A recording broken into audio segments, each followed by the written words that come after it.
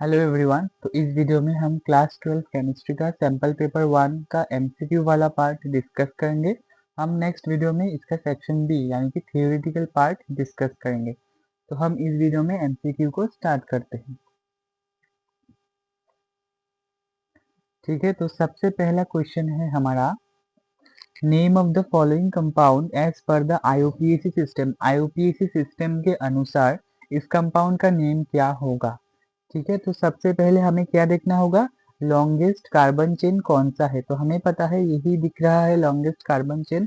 ठीक है यहाँ पर आपको दो पोजीशन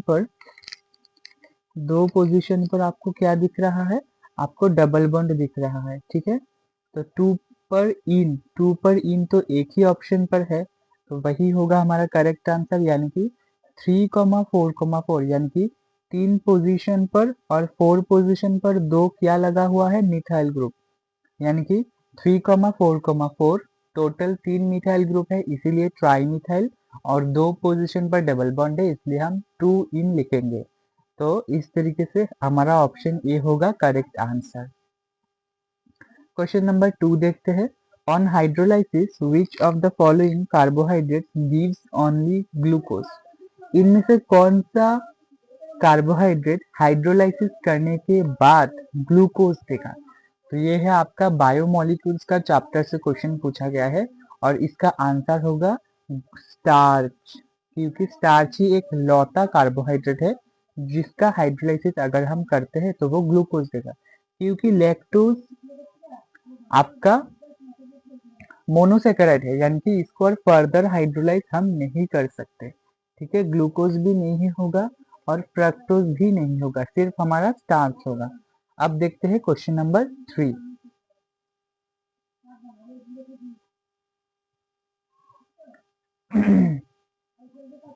क्वेश्चन नंबर 3 हमें क्या पूछा गया है, when nitrobenzene is heated with tin and concentrated HCl the formed product is. जब हम नाइट्रोबेंजीन को टिन के साथ, टिन यानी कि आपका SN हो गया, ठीक है, और कंसंट्रेटेड HCl के साथ हीट करते हैं, तब क्या प्रोडक्ट फॉर्म होता है। ठीक है, देखो फर्स्ट ऑफ ऑल नाइट्रोबेंजीन यानी कि आपका ये वाला बेंजीन के ऊपर नाइट्रो ग्रुप। ठीक है, इसको जब हम हीट करेंगे तो क्या फॉर्म होगा, टीन के साथ अगर हम हीट करते हैं तो हमारा जो ऑक्सीजन है वो चला जाएगा और हाइड्रोजन आ जाएगा, यानी कि रिडक्शन होगा। ठीक है, तो NH2 बनाएगा, ये आपका बनाएगा NH2।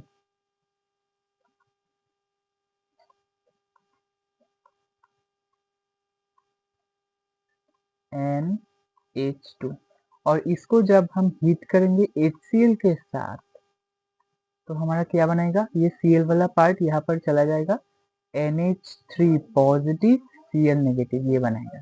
ठीक है, यानी कि ऑप्शन डी बनाएगा हमारा, option B is our correct answer. Question number 4 देखते हैं। What kind of compounds undergo Cannizzaro reaction. कौन सा कंपाउंड कैनिजारो रिएक्शन करता है। ठीक है, तो देखो aldehydes with no alpha hydrogen, यही होगा आपका आंसर। जो एल्डिहाइड जिसमें अल्फा हाइड्रोजन नहीं होता है, यानी कि आपका ये फॉर्मेल्डिहाइड HCHO, इसमें अल्फा हाइड्रोजन नहीं है ना, क्योंकि ये वाला तो आपका मेन कार्बन है, इससे अटैच्ड जो कार्बन होगा वही होगा आपका अल्फा कार्बन, और अल्फा कार्बन के साथ वाले हाइड्रोजन को हम बोलते हैं अल्फा हाइड्रोजन। क्योंकि यहाँ पर अल्फा कार्बन ही नहीं है तो यहाँ पर अल्फा हाइड्रोजन भी नहीं होगा। कीटोन्स तो नहीं दिखाते हैं, कार्बोक्सिलिक एसिड भी नहीं दिखाते हैं, और एल्डिहाइड्स विद अल्फा हाइड्रोजन नहीं दिखाते हैं। Aldehydes without alpha hydrogen Cannizzaro reaction दिखाते हैं। इस केस में हमारा ऑप्शन ए होगा करेक्ट आंसर। देखते हैं क्वेश्चन नंबर 5, केमिकल काइनेटिक्स का क्वेश्चन है। The rate law for a particular reaction is given as k rate equals to k A into B to the power 2। तो हमें बताना है how is the rate reaction affected if we double the concentration of B, देखो B का concentration हम double कर देते हैं, यानी कि बी की जगह पर हम क्या लिखेंगे 2b। तो बी के ऊपर स्क्वायर था तो 2b के ऊपर भी स्क्वायर आएगा, तो 2 का स्क्वायर कैसे हो जाएगा, 2 का स्क्वायर आपका क्या हो जाएगा 4। तो रिएक्शन का रेट कितना बढ़ जाएगा, 4 टाइम्स बढ़ जाएगा ना, ठीक है। तो यहाँ पर 4 टाइम्स होगा आपका करेक्ट आंसर। अब देखते हैं question number 6, matching type questions. ये बहुत ही इंपॉर्टेंट होते हैं।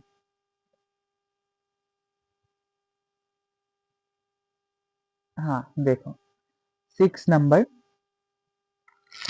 Solution of gas in gas, इनमें से कौन सा सॉल्यूशन गैस इन गैस को रिप्रेजेंट करता है, एयर होगा, क्योंकि हवा में, हवा भी एक गैस है और उसके अंदर जो ऑक्सीजन नाइट्रोजन कार्बन डाइऑक्साइड वो सारे भी गैसेस ही है।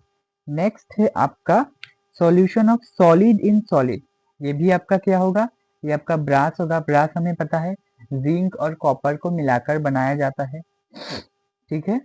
नेक्स्ट है हमारा solution of liquid in gas, liquid in gas का भी इजी है, क्लोरोफॉर्म इन नाइट्रोजन, क्योंकि क्लोरोफॉर्म आपका होता है लिक्विड और नाइट्रोजन होता है आपका gas. Solution of liquid in solid, liquid को हम सॉलिड में डिसॉल्व करते हैं, ये बचा हुआ आपका किसमें जाएगा, जिंक एमलगम में जाएगा। तो A2B1, A2B1 ये है हमारा ऑप्शन डी में है हमारा A2B1, बाकी सारे भी मैच कर सकते हैं आप, ठीक है। एनी डाउट, अगर कोई भी डाउट लगे तो कमेंट में पूछिएगा। अब हम देखते हैं क्वेश्चन नंबर 7।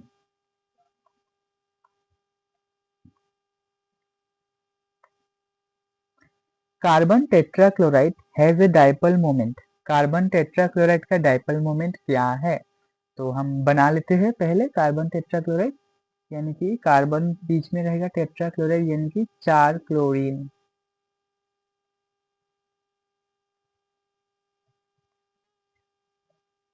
ठीक है। तो देखो क्योंकि यहाँ पर 4 क्लोरीन है, ये एक दूसरे के सिमेट्रिकल है, इसका डाइपोल मोमेंट यहाँ पर होगा, इसका यहाँ पर होगा, तो एक दूसरे को वो कैंसिल कर देगा क्योंकि अपोजिट डायरेक्शन में है। इसी तरह ऊपर वाले का ऊपर में होगा, नीचे वाले का नीचे क्या होगा, और इसी तरह इसका भी डाइपोल मोमेंट 0 हो जाएगा। तो नेट नेट डाइपोल मोमेंट कितना होगा, 0 होगा, क्योंकि सिमेट्रिकल है। इस केस में हमारा ऑप्शन ए होगा करेक्ट आंसर। क्वेश्चन नंबर 8 देखते हैं, interstitial compounds of transition metals are, transition metals के जो इंटरस्टिशियल कंपाउंड होते हैं वो कैसे होते हैं, ट्रांजिशन मेटल्स यानी कि डी ब्लॉक के वो एलिमेंट्स जिसके अंदर पार्शियली फिल्ड डी ऑर्बिटल्स होते हैं, ठीक है। तो वो क्या होते हैं, मोर डक्टाइल तो नहीं होते हैं, सॉफ्ट बिल्कुल नहीं होते हैं, मोर मेटेलिक भी नहीं होते हैं, जैसे मेटल होते हैं उसकी तरह ही मेटेलिक होते हैं, लेकिन मेटल से ज्यादा हार्डर होते हैं, ये हमने पढ़ा था क्योंकि चैप्टर में है ये मेटल से भी हार्डर होते हैं क्योंकि उसमें 2 टाइप के कंपाउंड्स का बॉन्डिंग हो जाता है, तो उसका स्ट्रेंथ बढ़ जाता है। क्वेश्चन नंबर 9 देखते हैं, consider the reaction N2 plus 3H2 gives 2NH3, यानी कि आपका क्या हो गया, यहाँ पर नाइट्रोजन और हाइड्रोजन गैस मिलकर आपका अमोनिया गैस बना रहा है। द इक्वालिटी रिलेशन बिटवीन, इनमें से रिलेशन हमें क्या दिखाना है हमें रेट लॉ का रिलेशन दिखाना है। देखो हमें पता है रेट लॉ में जो आपका होता है स्टोइशियोमेट्रिक कोफिशिएंट वो डिनोमिनेटर में आ जाता है, ठीक है। तो देखो पहले ऑप्शन में अगर हम देखें तो आपका हाइड्रोजन का कंसेंट्रेशन था, नंबर ऑफ मोल्स या फिर कोफिशिएंट 3 था, ये तो ऊपर में आ गया, तो ये नहीं होगा, ठीक है। उसी तरह अगर हम देखें इसमें भी ये नहीं होगा, गलत, ये भी गलत, लेकिन हमारा सी अगर हम अच्छे से देखो तो सी वाला होगा, क्योंकि NH3 का वो क्या है, NH3 का नीचे में 2 होगा और हाइड्रोजन का नीचे में 3 होगा, तो इस 2 को अगर हम इस साइड ले आए तो 2/3 हो जाएगा ना, 2/3। तो इसमें तो 2/3 दे रखा है, इसलिए हम बोल सकते हैं कि हमारा ऑप्शन सी होगा करेक्ट आंसर। ठीक है, ऑप्शन सी होगा हमारा करेक्ट आंसर। क्वेश्चन नंबर 10 देखते हैं।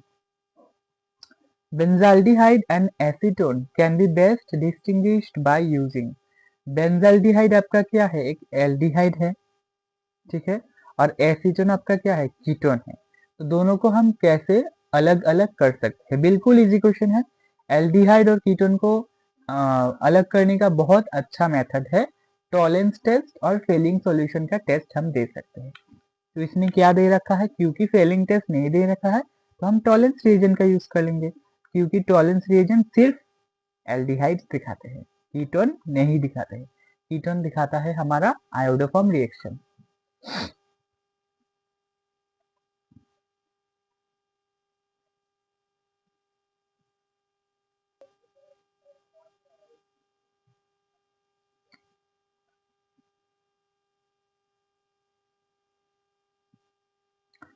तो अब हम देखेंगे क्वेश्चन नंबर, हाँ हमने 10 कर लिया, अब हम देखेंगे क्वेश्चन नंबर 11।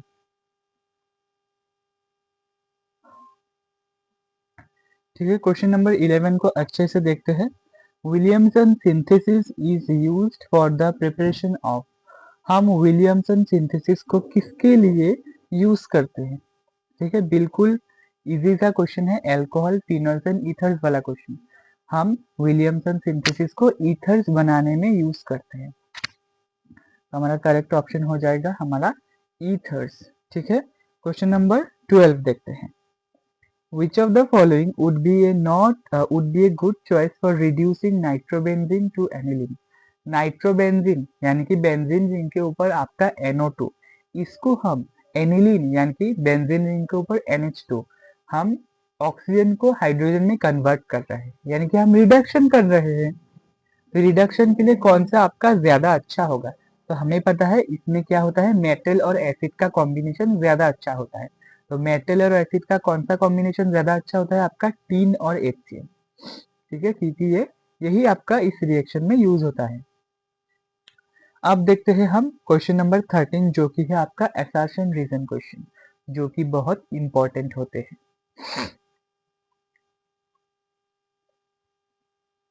क्वेश्चन नंबर 13 देखते हैं। असर्शन हमें बोल रहा है vitamin C can not be stored in our body. बिल्कुल सही बात है, विटामिन सी को हम बॉडी में स्टोर नहीं कर सकते हैं, क्योंकि विटामिन सी वाटर सोल्यूबल होते हैं और रेडिली एक्सक्रीटेड इन यूरिन, और हमारे बॉडी से निकल जाता है। दोनों सही है और करेक्ट एक्सप्लेन भी कर रहा है, यानी कि ऑप्शन ए होगा हमारा करेक्ट आंसर, जो कि है both A and R R true and R is the correct explanation of A. ठीक है, क्वेश्चन नंबर 14 पर चलते हैं। 14 क्या बोल रहा है assertion, isobutanol does not give the iodoform test. Isobutanol देखो लास्ट में देखो एल है, यानी कि ये एक एल्डिहाइड है। अब आयोडोफॉर्म टेस्ट तो सिर्फ कीटोन देते हैं, एल्डिहाइड तो आयोडोफॉर्म टेस्ट नहीं देते हैं, एल्डिहाइड देते हैं टॉलेंस टेस्ट और फेलिंग टेस्ट। ये बिल्कुल सही कहा है असर्शन में। रीजन बोला है it does not have alpha hydrogen. देखो ये तो इसका करेक्ट रीजन नहीं है, क्योंकि आइसोब्यूटानॉल एक एल्डिहाइड है, इसीलिए आयोडोफॉर्म टेस्ट नहीं देता है। इसमें अल्फा हाइड्रोजन है या नहीं ये मैटर नहीं करता, यानी कि हमारा रीजन गलत है। तो assertion true, reason false. Option C होगा हमारा करेक्ट आंसर। देखते हैं क्वेश्चन नंबर 15। असर्शन हमें बोल रहा है इन मोनोहेलोएरिन्स, यानी कि ऐसे हेलोएरिन जिसके अंदर एक ही हेलोजन एटम है, further electrophilic substitution occurs at ortho and para position. हम इलेक्ट्रोफिलिक सब्स्टिट्यूशन ऑर्थो और पैरा पोजिशन में बार बार कर सकते हैं। ठीक है, बिल्कुल सही कहा है, असर्शन आपका ट्रू है। Reason, halogen atom is a ring deactivator. बिल्कुल गलत, हेलोजन एटम रिंग डीएक्टिवेटर क्यों होगा, रिंग डीएक्टिवेटर तो वो होगा ना जिसके अंदर ऑर्थो इफेक्ट दिखाता है। तो रीजन आपका क्या हो गया, सही तो हो गया, लेकिन इसके साथ कोई रिलेशन नहीं बनाता है, यानी कि both A and R R true but R is not the correct explanation of A.